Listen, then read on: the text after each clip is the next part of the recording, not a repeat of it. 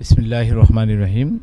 2020 সালে তাদের এই যাত্রা শুরু করে এবং 2024 সালে তারা পঞ্চম বর্ষে পদার্পণ করেছে।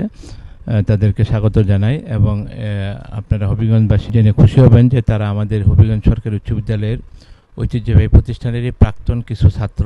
তাদের স্বপ্ন হচ্ছে এদেশের হতদরিদ্র, বঞ্চিত, সুবিধাবঞ্চিত মানুষের পাশে দাঁড়ানো এবং তারা অত্যন্ত সামাজিক কিছু কাজ করে। সেগুলো হচ্ছে দরিদ্রদেরকে শীতের সময় শীতবস্ত্র দিয়ে সাহায্য করা এবং বন্যার সময় তাদেরকে ত্রাণ দেওয়া, বিশেষ করে রমজান মাসে ইফতার এবং সেহরি দিয়ে সাহায্য করা এবং এমনিভাবে কোনো অসুস্থ রোগী হলে তাদের পাশে দাঁড়ানো।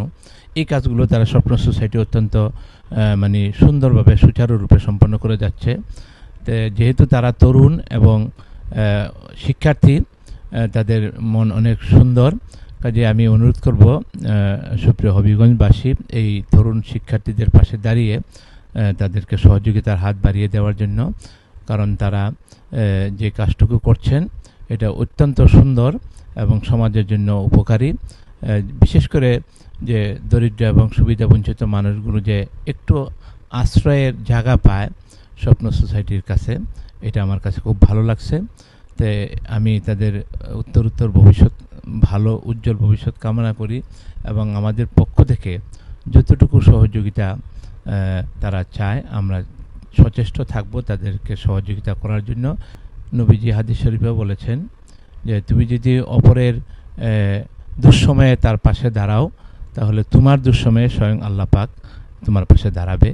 এই হাদিসের মূল মন্ত্রটাকে তারা সামনে রেখেই এই সামাজিক কাজগুলো করে যাচ্ছে।